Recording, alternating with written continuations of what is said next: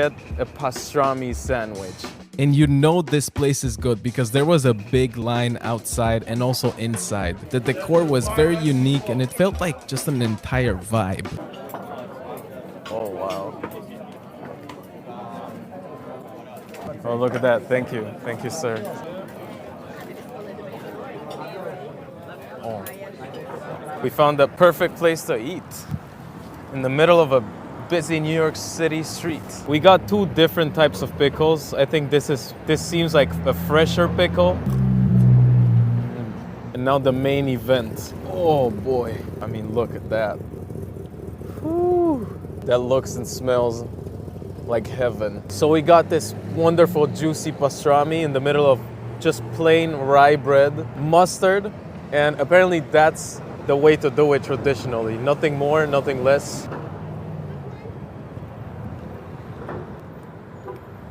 Oh my God, that is one of the best things I've ever had in my life.